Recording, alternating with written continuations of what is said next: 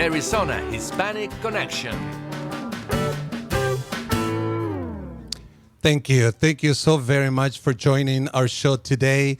This is AARP, Arizona Hispanic Connection, and I have a very special guest today, and a very beautiful, amazing topic. Let me tell you, it is Anna Tovar, Mayor of Tolleson. Anna Tovar, Mayor of Tolleson, is the topic today. Let me remind you that this show is being transmitted through Facebook Live. So if you do Facebook, visit us, find us first at AARP, Arizona Hispanic Connection. Once you find us, like us, follow us, and then tell the world about it. Keep in mind that this radio show, being Facebook Live, becomes a video. This video will remain on our page forever until I take it out or Facebook. So it'll be there. Again, Anna Tovar, Mayor of Tolleson. We have a treat today. I had the opportunity to do a pre-interview of our guest today, and I am amazed. In our platform, we try to educate, we try to celebrate Latino accomplishments, and we try to connect Latinos of all generations. And Anna has and is a success story. The Honorable Mayor Anna Tovar, the topic today. Mayor Tovar, welcome and thank you so much for making time to join our show today. Absolutely. It's a pleasure and an honor for me to be here. Thank you. After I did the pre-interview, I started thinking that, and you and I spoke just briefly before this show, that my mom named me David, but David, when they named me, it meant not too much then. And maybe it was a beautiful name, my mom thought. When they name you Anna, same thing. The name was kind of empty when they gave it to you. It was just a nice name. But the title mayor is not empty. Do you realize that? The title mayor, after I did a pre-interview, I just kind of picture as a title being packed with your family, with your grandparents, great-grandparents, their journey coming to this country, the struggles, the working in the fields, then you going to school, and then you becoming a council. Well, you became a teacher, you became a councilwoman, you became a legislator, you had to deal with cancer, and then you became the mayor of Tolleson. So that word to me, as I kind of got to know you a little bit more, it's packed, it's filled. Is that how you kind of view it too? How that word is like the sum total of experiences and of family and your own? Oh, absolutely. I know that, for me, it's an absolute honor to be the first mayor of the city of Tolleson. We just celebrated our 90 years of existence. But as you said, there was many women, many trailblazing women in my family and in my community, I think, that inspired me to become mayor and be the first mayor. But I always am asked by little girls when I go to elementary schools. I'm out there recruiting for the next female mayor as well too. 'Cause, amazing. Pretty soon, hopefully in the future, it will just be the norm. Right. In getting to know you a little bit before this interview, I asked you if the following statement was true, and you said it was. Just from what I got to know you, your great-grandparents and your grandparents, or your great-grandparents were born in the 1800s, if my math is right. Yes. Your grandparents were born in the early 1900s. And I ask you, if you're coming to the United States, and I don't mean you personally, but your family in the early 1900s was linked to the Revolución Mexicana, and you said absolutely. Can you kind of take us through that experience of your great-grandparents coming to your grandparents and how that Revolución Mexicana somehow, some way was instrumental or what have you for your coming to the United States from Mexico, if you don't mind. Yes, absolutely. Well, I was blessed to have great grandparents and grandparents that really taught me a lot in life in regards to my values and my priorities. But also, I would say their journey here to America is very traditional. What others seek out in coming to America is to fulfill that American dream and to have a better life for their families. And I believe that's what caused my great grandparents to migrate to America as well too, and my grandparents to come. And for them, it was a tumultuous journey where I know my grandma, Ernestina, she would say to me, she never knew who her dad, she never was able to meet her dad. And so she was actually raised by her stepdad and step mom as well too, which were my great grandparents. Right. They immigrated from Sonora, Mexico, into Tucson. So they lived in South Tucson for quite a while. What I call my great grandparents, and we would go and visit them quite often there. Did you get to meet your bisabuelos? Yes, I got to meet my great from your mother's side, but they were actually her step. Okay. Because when both or one both. of them. Yeah. Interesting. Yes, because when my grandmother was born, her dad had passed away. Okay. And then shortly thereafter, her biological mom had passed. Before her biological mother had passed, she married Celso, who I know as my great-grandfather. Right. Then my great-grandfather came to Tucson, and that's where he married Carmen. We weren't allowed to call her Nana Carmen. We had to call her Nina Carmen. Okay. She didn't like She Nana. didn't like, no. Interesting. Yeah, she wasn't a grandma, she said. Now, how about from your great-grandpas from the male side? From my grandparents' side, yes. He had a big family, actually. They had many siblings that eventually came to the United States as well, too, because my uncle lived right across the street from my grandpa as well, too. So in Tucson? In Tolleson. Now in Tolleson, Oh, yeah, when they move eventually. When they moved eventually. So they did migrate as well. But I never got to meet any of the grandparents on that end. Is my recollection accurate when you said that was it some of your family line died in the Mexican Revolution? It'd be my great grandparents, my original, yes. Do you know anything more than that? Any other details about that? That how they, the killing? I mean, did they join the revolution? They did join the revolution, and I know with my grandma's stories, she didn't know too much, but what she did share with us is that he was, a very fair-complected. My grandma had hazel eyes, and so she recalls her mom telling her that she looked just like, her dad and her grandparents as well too. But other than that, I'm hoping to learn more, a little bit more in regards to what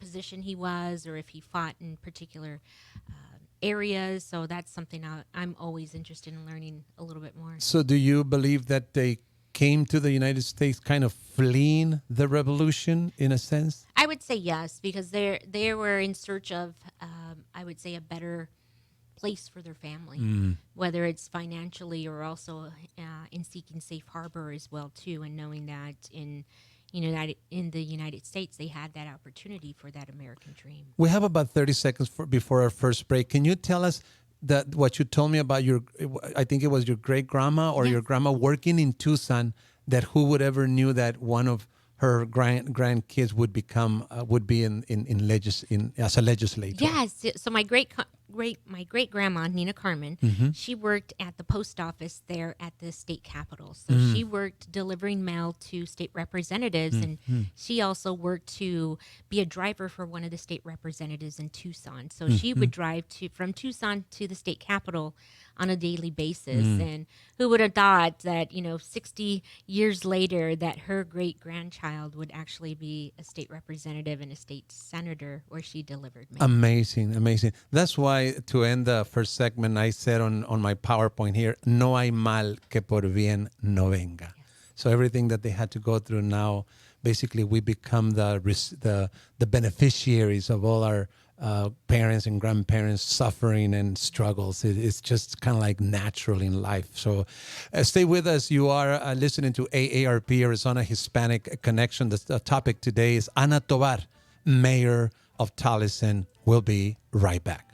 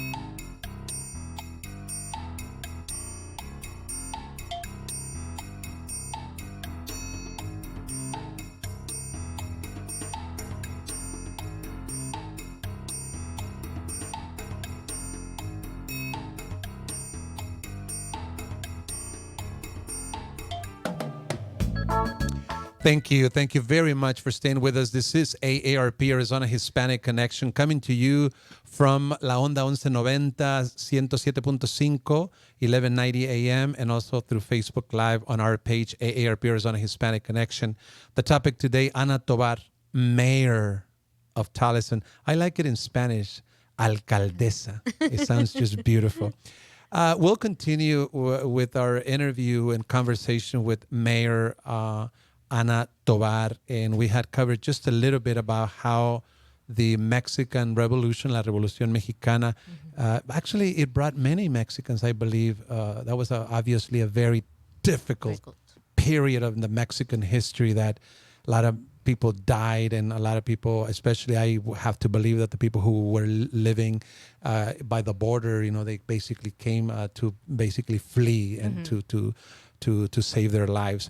Let's move now. Can you take us through just a little bit now how your family, starting in in Tucson, then they continue another chapter. Unless there's something more of the Tucson chapter, if we want to call it, feel free to share it. But if not, or even if it is, then also take us through how they moved to Tolleson. Okay. Yeah. So my grandma came to Tolleson at a very young age, where she actually attended elementary school at Pendergast Elementary, which is right off 91st Avenue in Phoenix, and it's probably one of the oldest schools in the Phoenix area. My grandfather came actually again from Sonora as well too, and he arrived in Tolleson. And my grandfather was a migrant farm worker, so they would work. He would work the crops along with his brothers, anywhere from Arizona all the way up to Washington, depending on the season and what type of crop it was. And it wasn't long where my grandmother and grandfather met. I would say they were total opposites, but opposites attract. It is so interesting. It tends to happen. Yes. They were 8 years apart by age, but they carried the same birthday. But yes, they were definitely very opposite, where my grandfather was entrepreneurial in spirit. He only attended up to the second grade here. This is, here. Yes. So he comes from Sonora. Okay. So only the second grade education. But for me, when I, as a small child, I knew my grandfather is a very hardworking and passionate gentleman. And so, while working the crops, they decided to open up a small fruit stand. So while he would tend to his crops and being a supervisor in the fields, he then started selling sandwiches and started selling fruit and sodas to the workers that were there as well too. So you mentioned the word supervisor. So your grandpa this is your grandpa, is a supervisor in the field. Yes. Your mother goes to school up to 8th grade. No. Yeah. My mother, my grandmother was very elementary school as well. She didn't graduate from junior high school. Okay. So there, I seem to identify schooling on your grandma's side, and then supervisory kind of thing on your grandpa's side, right? Yes, yes. So so they would travel together. Now you're talking After they about got married, yes. the grandparents you're The talking grandparents. about. So they would. This was also very typical, right? Yes, it was very typical. What year about is this? Oh, I would say it was probably like the early 20s. 20s, 30s. okay. Yeah. Because that period of time is pre the bracero era, because my dad came to this country to do pretty much the same thing, but in the bracero era time, you would come under contract. Your contract would end and you would go back to Mexico. So this is a pre-bracero era where people literally came to the United States and began to basically settle in the country, but they would still work in the fields, Yes, right? yes. And okay.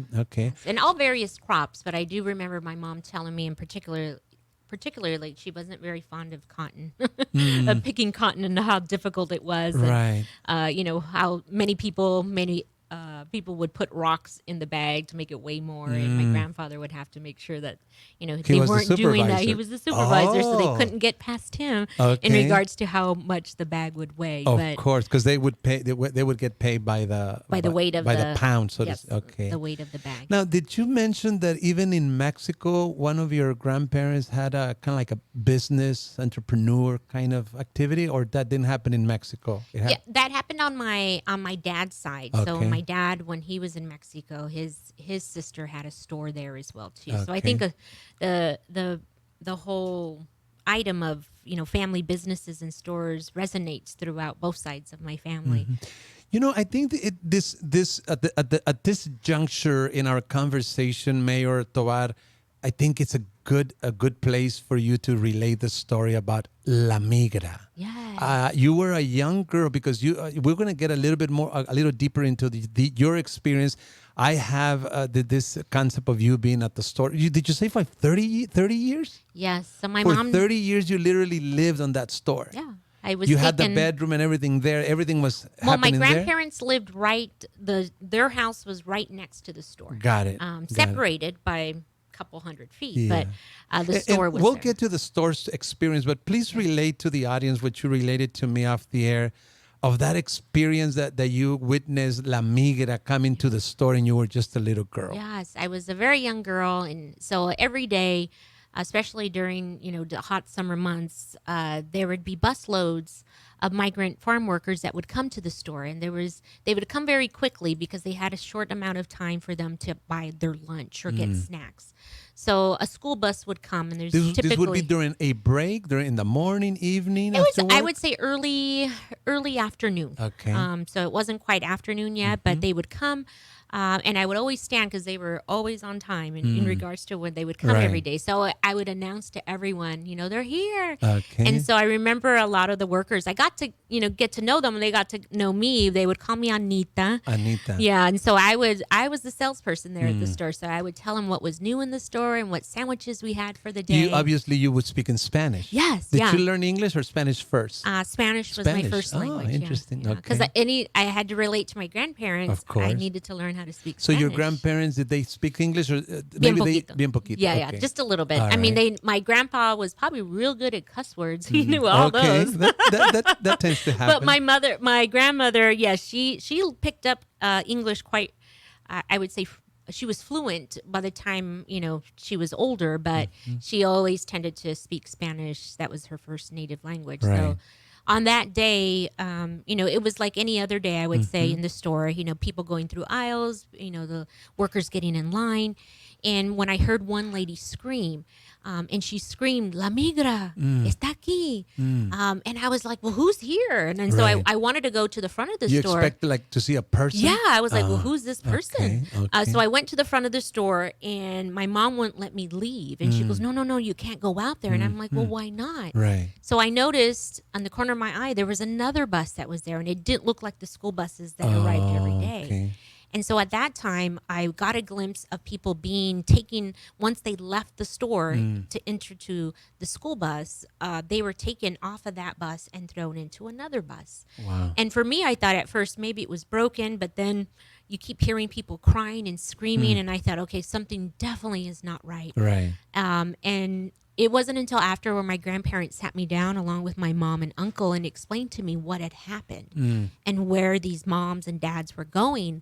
And I still didn't understand, because I was like, well, where are they going to? If they work here and they're living here, they're making a living here, and they come every day, like, you know, what's going to happen to their kids that are at home, or, Wow. you know, they're going to get off of work and mom's never going to come home. Amazing. So that was, I would say, my first instance of where I experienced seeing that firsthand. And just, I would say, what a scary, situation to see at a very young age.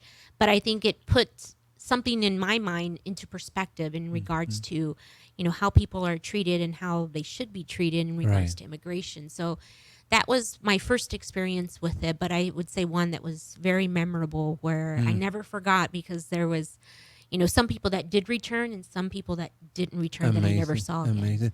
If you can help us, Mayor Tovar, to put a little context. Tolleson, today we see Tolleson as a town, but in the past it used to be basically a packed with just fields of crops, correct? Absolutely. Can you kind of just define briefly what that was, even from perhaps from your own perspective of the history of it? Yes, I would say at one point in the 50s and 60s, we were known as the vegetable capital of the world. Say that again. Yes. Really? The city of Tolleson was known and named as the vegetable capital of the world. More than Yuma? Because in my mind, Yuma also produced a lot of vegetables and stuff. Yeah. And you're saying Tolleson did more. Yes. So people used to come to Tolleson from all over the place? From all over the place, yes. Wow. Yeah. Whether it was the potato sheds, the carrots, but it was something that, as a city, that's what we were named and nicknamed as, vegetable capital of the world. Amazing. Yeah. Amazing. So you used to see bus loads of workers? Yes. So where would they be transported to and from? There was in our, right next to the store at one time, there was what they would call them campos or campitos. Campos. Yeah, and Just so there like was in little Litchfield Park? casitas. Yeah, there was little homes. I mean, that I didn't know what they were when I was small, but I was like, wow, there's all these people living here, and it's really neat to have all Kinda these families normal. here. Yeah, It's it felt normal. normal because Okay. they didn't know any different. So the kids from those campos, they were families, not just the male or the female working, Yeah. but it was, Families. and for the most part, only males used to work, or also females? Females. Yeah. Both. Yes. But then their kids who would travel with them, they would go to the school, same schools as you were going. Yeah, Any difference in school that you can recall? I mean, from seeing them there actually in school, No, They I mean, just to look us, they were pretty just normal part like of the everybody community. else. Okay. Absolutely. I know in the early 50s, the city of Tolleson, there was actually a big movement where there was key community members that rose above segregation. So there was a point in time where there was a lawsuit filed by Tolleson families against the federal government, against the state of Arizona, to desegregate schools. So we were the first school in Arizona to desegregate. This is an amazing. We just had an event with the city of Tolleson called Lunch and Learns. Yes. And it was an amazing. If you are listening today, please know that the video of that messaging that took place during our event, it's on our Facebook page, is an amazing story. So basically, the first school or district that was desegregated in Arizona happened in Tolleson. It happened in Tolleson. You must feel proud of that. Oh, absolutely. Porfirio H. Gonzalez is the elementary school there, and that was named after Porfirio H. Gonzalez, who actually signed his name on the lawsuit to file the lawsuit. Amazing. There was amazing. many other families that were just part of the whole movement of standing up and saying no more, not in our community, Right, not anymore. right. Thank you. Let's take our second break. Stay with us. You are listening to AARP, Arizona Hispanic Connection. Topic today, Anna Tovar, Mayor of Tolleson. We'll be right back.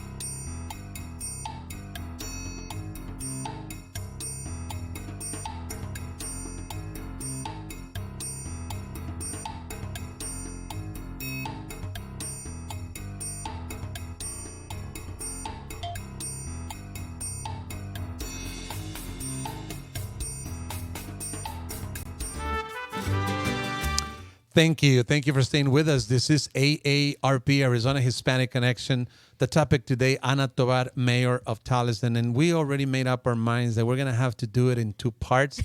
We do not want to rush this interview. It's too critical, too important. There's just great information, an amazing experience on the part of our guest today, Anna Tovar.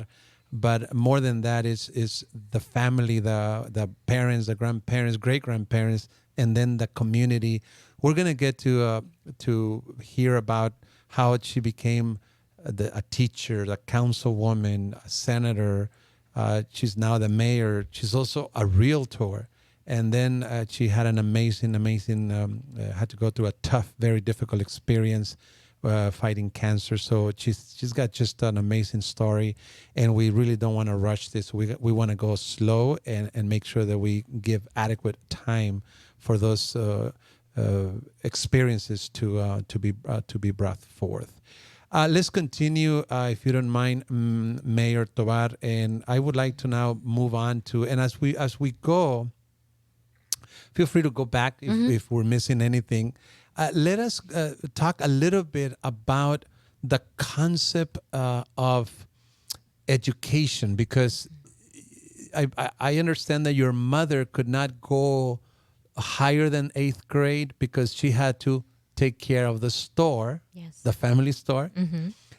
But then there was always given priority to the males to go to school. Kind of, if you can say something a little on that. Yes. So at the point where my mom was in grade school and promoted at 8th grade, my grandfather insisted that she stay and help and tend the store instead of going to high school. But her 3 younger siblings, because she was the oldest, her 3 younger siblings, which were all male, all my uncles, were allowed to go to high school and continue their education and graduate. So I know that was something that my mom always regretted, in that she couldn't go and complete high school, or couldn't go with her friends and continue on in that chapter of her life because she was at the store and needed to be there. But I think you're correct in saying that in that time, many of the fathers said, well, you're going to end up getting married and probably being a housewife, so you don't need to go to high school. It was the traditional model, yes, if you will. I have a sister that we call it Mama Lupe, because she really took care of us. She was 15 years old and she was already taking care of some of us while my mom and dad were making their way to the United States in the various ways that happened through the Bracero program primarily, but very common for the olders, particularly the older daughters, to be sacrificed, quote unquote, in their careers, education, for the sake of helping the other siblings, or to send the boys to school. Very, very prevalent, very common. Luckily, that has changed, I believe, amazingly so. And you're a testament to that. Yes. So if we move on, continue with this kind of conversations. Now, say a little bit about the name of the store. I thought that was a very interesting. What is the name of the store and why they name it like that? Yeah, so the name of the store is John's Market. So we owned and operated the store for over 55 years. The name John comes from my grandfather, who's named Juan. Right. So he was Juan Bustamante, but there was people telling him, well, you can't open a store that says Juan's Market. Right. Like, no, you have to be American and name it an American name. So that's where they said, well, your name in English is John, so why don't you call it John's Market? Of course. So that's, when he opened the store, that's what he named it, and it kept its name until the day we closed it. Right. But I was 3 days old when my mom had brought me to the store, and it closed when I was 33 years old. So you basically lived in the store for 30 years. Yes. That's amazing. Yes. That was kind of like your home for... Oh, it was my home. It was my home away from home. Yes. So that was your home while being cared for by your mom. Yes. And yes. then you eventually worked the store? Yes, absolutely. For many years? For many, many years. Yeah, I had my little bassinet that was there at the store, and there was people that knew me since I was a newborn until I was, an adolescent to an adult and to a mom myself. Because when I had my sons, we still had the store open. And at that time, I was a school teacher. So my mom took care of my two sons there at the store. So at a very young age, they also went to the store when they were a couple months old, and they were raised there at the store just like I was. Yeah. You know, I live in the border of Phoenix and Tolleson. I live on 91st Avenue, just on the north side of I-10. Okay. If you go to the south side of I-10, Or Tolleson. you have Tolleson. Yes. Two of my kids graduated from Tolleson. Okay. So Tolleson, it's special even to me, Oh, even as a absolutely. newcomer, so to speak. Yes. Let's move now, Mayor Tovar, to your education. So I understand that from early on, it was an automatic for you. There was no, you did not have a choice. It was like, I'm going to college. Is that the case? Oh yeah, that was instilled in me since I was small, and that was, my mom saying like, "You will go to college." My dad, "You're going to go to college." It wasn't a choice; it was you were going to go, and I think that stemmed from just my mom not having that opportunity to complete her education, Right. and my dad as well too. They knew that it was very important for us to go to that next level, to get out of being in poverty Right. would require us to go to college and graduate with a degree. So that was something I just remember even my grandma telling me as well too, my grandpa saying that, go get your education. That's an education is something that you can never get that taken away from you, Right. but you can get a job taken away from you by being Right. fired. Right. So arm yourself, make sure that you're ready, when you're an adult so that you can have choices on what, type of job or what type of career you want. Just making a little parenthesis here, how much of that is lacking in our Latino Hispanic community? Is that expectation? Do you think, obviously we make great progress. I can attest to that. I mean, my kids, two of them have degrees from ASU, and I know the next one finishing high school from Copper Canyon. He's going straight to the university. I know that. And so I know, and then my siblings also have kids who have degrees. So definitely we've made progress. Is there more room so that Latino families make it an automatic that their children are going to go to school? Absolutely. Yeah. And I would say it's not necessarily maybe a 4-year degree, but Okay. starting off at a community college or going to a trade school, getting some type of a specified training, a vocation. a profession. Yes, Yeah, okay. absolutely. I think there is definitely room for that as well too. I know some of the barriers that still exist. I know when I went to community college and from there I transferred to ASU, my father did not allow me to go and live on campus because I was a young lady that he was like, you are not going. So Right. my only other choice was commuting every single day. So that was a situation for me where I had to overcome. But I know within our families, our Latino families, whether it be transportation, whether it be a financial burden, in regardless to if it's a community college, university, those are things I think that we need to conquer those barriers and not let those barriers be a detriment to not going to get, a higher education or a certificate.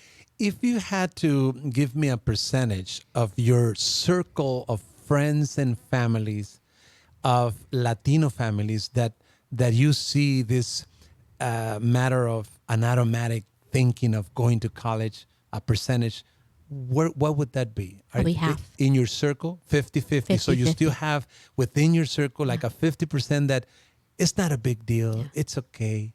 And a lot of times if you don't plan it, you end up regrettably, well, I shouldn't say regret, but in many instances, maybe a kid comes, an unplanned kid, and that basically just changes the whole trajectory of your life, correct? Absolutely. So there's still a lot of room. I wonder how we are in relation to other ethnicities, other races, if you will, in terms of a percentage. 50% is not bad. It's not bad, but I'm sure that we're going to continue to make progress. Oh yes, correct? there's definitely more room to grow. Yeah. Before we continue to talk about your education, I really want to get into that. You told me in the pre-interview that the store was not making enough money to support the family, correct? At one point, what were you doing to complement or supplement that? And at one point, did it make or yield enough adequate income for the family? So my uncle and my mom managed the day-to-day operations of the store. Mm-hmm. When I came into the picture, our siblings did. My dad was a worker at AT&T. So that's how he, supported the majority of our family in regards to his employment. So Your dad worked for AT&T? He worked for AT&T for 34 years. Okay, so Hold on, within those 34 years, he never missed a day of work. He Amazing. had perfect Attendance. and he was a member of the CWA union. But, I just wanted to make a point that is such an important point that working for a solid employer is so critical. I have met many Latinos who are, say, how can I say this? Not my generation, but a generation before, prior to mine. And those that have, like I just met, Anita Ritter? Yes. She worked for Motorola.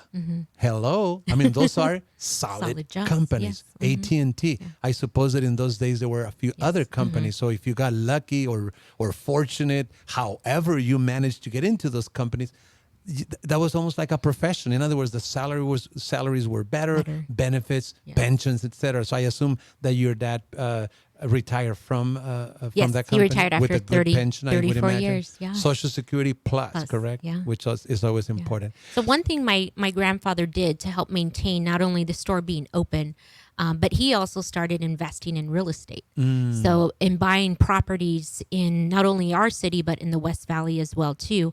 And he would make homes. So they would have homes or maybe, buy a house that was, dilapidated a bit, but then go and fix it up. Like flipping homes? Yeah, it's kind of like the new version of Flip This House that is popular now. That's what he was doing, I would say, in the early 60s and 70s up to the 80s. So here, Mayor Tovar, I see a pattern. Miracles do happen, but not many. So I think the progress that a Latina will make also depends on the grandparents' journey. I see. I mean, is that what influenced you and others perhaps into the real estate somewhat, or maybe it was more your husband, or because I know you're a realtor. Yeah. So your dad actually invested. My grandpa. Oh, your grandpa. My grandpa. So your dad must have learned something about that, Yes. and then that became a conversation in the home. That became a possibility in the home. And that's exactly what I'm trying to convey. That is so critical. I mean, with me, it's the same thing. My dad bought a home, but he did not manage that process so much. Then I came along. I bought a home. Now two of my kids have homes. So by bringing in the experience and the conversation, that creates the possibilities. Oh, absolutely. And that is why it's so critical that each generation brings into the family a better situation than what they had. Yes, yeah. And I think when you're with your grandparents instilling that every day, I mean, we would go to all the properties. So we would go to all the properties and, make sure they were all being maintained well, going to fix things. I would always go with my grandpa to all the different rentals that he had, and then go to the store and so work. He did very well, from what I can tell. You talk about several, not just one. Yeah. I mean, that was the entrepreneur spirit that he carried. Amazing. I mean, he would do whatever it needed to happen in order to maintain the store, keep it open, and have, our families taken care of financially. So eventually, could we say that it was never necessary or critical that the store provided the income from other sources was coming in? Income from other sources were coming in, yes. But my uncle, he maintained, that was his only job. My uncle and my mom were there as the owners. Let's take our last break, and we'll continue. Again, I remind you, we're going to do this interview in 2 parts because we don't want to rush it. Thank you again. You are listening to AARP, Arizona Hispanic Connection. Topic today, Anna Tovar, Mayor of Tolleson. We'll be right back.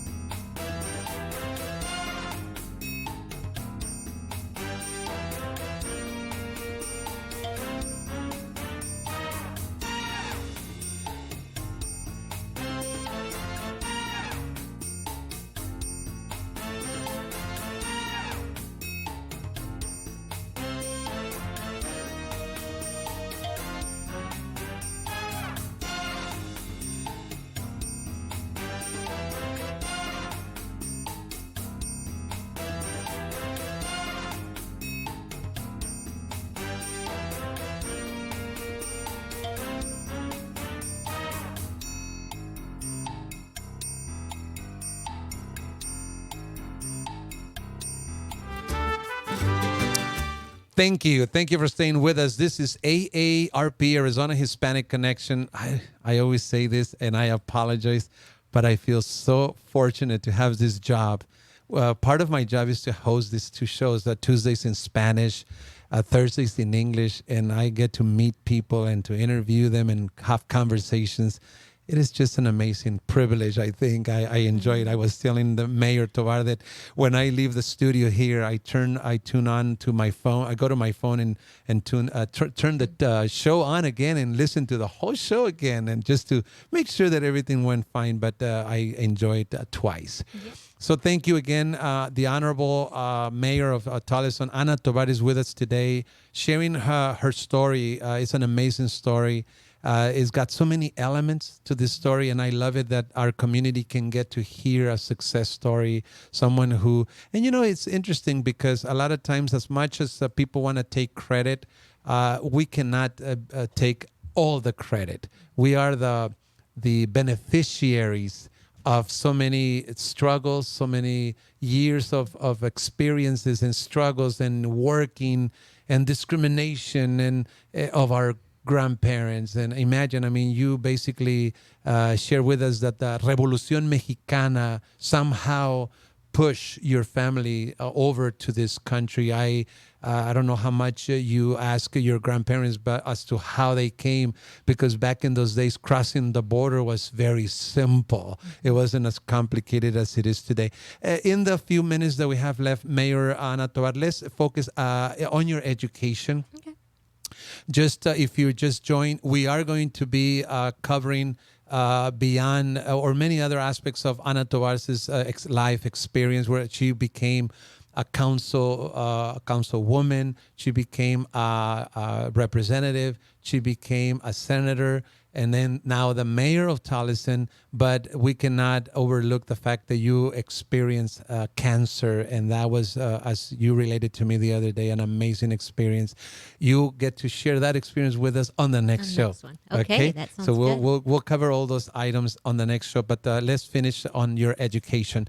Okay. I understand that you have a bachelor's in science in education. Yes. So you became in a minor, so major in education, minor in ESL. Mm-hmm. Why did you pick this career? Why ESL? If you can share a little bit on that. Yeah. So I knew at a very young age, when I was at the store and working and getting to know my community, I knew it was important, and it was always instilled in me to give back to my community. Mm-hmm. My grandfather, I could still hear him very clearly in saying that never forget where you came from. Never forget the people that have helped you, because you in return got to help them in the future. Right. And so I know I wanted to stay in my community as well too. And I went through all the public schools in Tolleson, the elementary school, the junior high, Tolleson Union High School, class of 92. From there, I went on to Estrella Community College and was part of the first class when it opened its college, the community college in the West Valley. Mm-hmm. Because before then, our only other nearest college was probably Glendale Community College or Phoenix College. So Did you get to meet a lot of Latinos there, or it was very small number? Well, at the time, it was a very small campus because they had just opened and we were just one class that was there. But it was great to see, definitely other Latinos attending community college. I was part of the honors program. And so during that time, we got to go and we would take field trips and go and explore different types of foods. And we would go to plays. And so it really exposed me to the outside world, to Phoenix as well.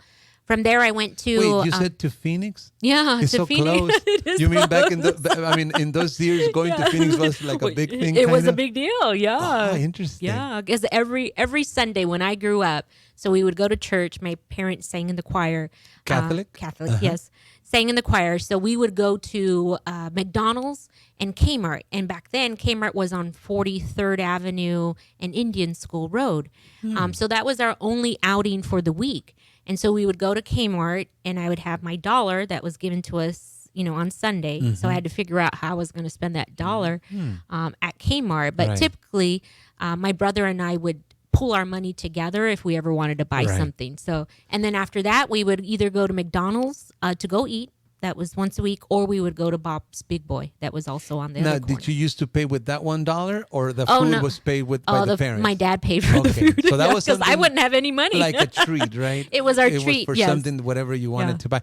Why go to community college and not straight to the university in your particular experience? In my particular experience, I was actually set to go to the University of Arizona. That was my dream to go. I'd actually went and got, took the testing and got, was super, super close until my father said, well, you won't be able to drive there and drive back every single day. You need to be, here. You can't go live at the dorms. Wow. So that's made me change. He expected you to continue to help, not just the moral or whatever danger part, or it was more the danger part of I think of it was a more señorita yes, going on yes. her I think it own was more the traditional, Okay. Part that where I couldn't go to college and actually live at college. I'd have to live at Okay. home and go to college. But it's so he basically thought that you would not go eventually to ASU, or because eventually you still had to drive, right? Oh yeah, I had to just drive So he was further fine away. later on in the he process? was okay with me going to a university, but one that was closer, one that was closer where I can drive to and from the house every Got day and not stay at a dorm. Got it. That was the rules, and I had no other choice at that time. I had a conversation with somebody not recently, and he represented a college from another state, and I kind of I have lived in Arizona for 15 years, enough to kind of know, and I'm gonna see if you agree with this, that in Arizona we think of ASU and U of A. Am I correct on that? I mean, do you think that's basically the thought process of people when it comes to, and I don't mean the junior colleges or the community college, I mean universities. I mean, typically people think of ASU, U of A. Am I correct? Or there's a good amount of people who are now thinking beyond that? What I is think your there's a take? good people thinking beyond that at NAU. I mean, that's the other one. That, Well, ASU is still Yes, a state, so it's still a state. let's include that. Yes. But not many will be thinking about leaving the state for the most part, because those universities, we have good universities. we have Would you amazing say? universities, Right. yes, that are top Right. ranked in the Right. nation. Right. So might not come here and pay a little less for your education, but at that same time get a high quality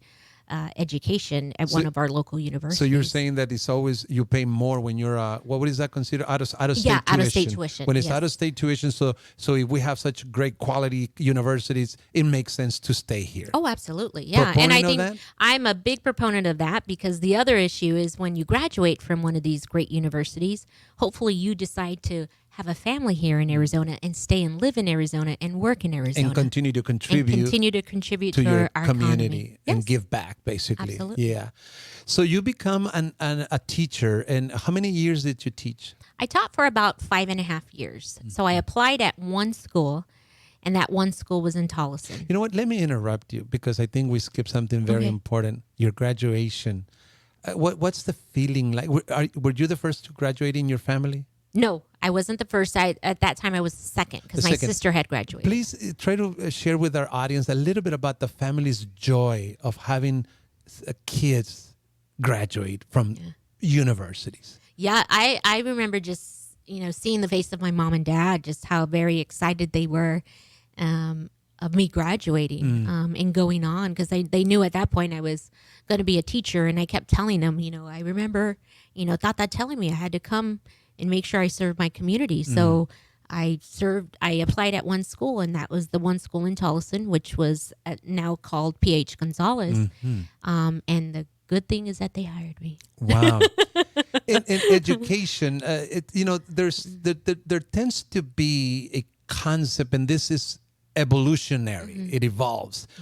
That back in the days, people pick teachers, nurses. Obviously, that's changing. What kind of influenced you to go for education? Well, actually, when I was going through my first 2 years, I thought I wanted to be a lawyer. So I actually got a job at a law firm here in Phoenix, downtown Interesting. Phoenix. And so working there for 2 years actually changed my mind, and I didn't want to be a lawyer anymore because of what I experienced and The just spirit that it takes to be a lawyer, it was just not you. It didn't feel like it was me, because I was like, Got it. I love working with people and I love teaching. And I felt at that moment in my life, I probably wasn't a great fit It for was me. going to take you in a different direction. It was going to take me in a different That direction. it was not compatible with who Yeah. you were. It just didn't feel Got right. it. Got it. And so that's when I went to the university, that's where I changed my major and thought, hey, teaching, that is something that I definitely will love, because I remember my mom telling me, if you're going to do something and go to college, make sure you do something that you're going to love, Amazing. and so that it doesn't feel like a job. Right. Tell me, do you have a minor in ESL? Did Yes. you use that component in your education, and how was that experience like? Absolutely. So I used it in my own when I was being taught as well too. But when I was going through school, we had bilingual education, so that was a great plus. But having and knowing that most of our kids in our community are coming with a different language, maybe as their first language, and so I wanted to make sure that I was able to give back to my community and to the kids there, and give them that opportunity to succeed, regardless if Spanish was their native language or if it was another language. And I think that stemmed from my mom. When she was in grade school, she was actually held back a year because she didn't speak English. And it wasn't until she learned English during that year that she was able to make up that year in the future and go right with her class. But I think if ESL was a part of the curriculum at that moment in time, my mom wouldn't have had suffered by being held back because Amazing. she didn't know Amazing. English. Yeah. Well, we're coming to a close for the show today. I want to remind our listeners that this is only part one. We still have to cover Anna Tovar as a teacher, as a councilwoman. She battles cancers, namely leukemia. And then she became a legislator. We're going to spend a good amount of time talking about your experience as a legislator. And then you become the mayor. We're going to talk about what is you're basically the CEO, right, of the city of Tolleson. What is that like? Then you are also a realtor. I wonder when you find time to do all these things. and then your dreams, or not necessarily your dream, but you see yourself at a more national stage, playing a part in maybe Congresswoman, as an example. Is that pretty much how you envision yourself in the future? I think that's definitely a dream, and Also, one it of is my a dream. and one of my goals as well too. But we'll see what the world throws at me. Yeah. Take about 10, 15 seconds. What would you tell the families who are listening, those mothers, those fathers, those young students, what have you? Just a short message of what would you tell them? I would say to those that are listening today, I know that today's life that we have, things pass by very, very quickly. And one thing that I've learned, and we'll talk about it the next time, is with my cancer journey and things that I learned. And one of those is definitely not giving up hope. In regards, we know that every person is dealing with their own barriers and problems and issues that they have, but never giving up hope and always continuing to move forward. Thank you, Mayor Tovar. We'll see you soon for part 2. And you for listening today. This was AARP Arizona Hispanic Connection. Anna Tovar, Mayor of Tolleson. See you next time.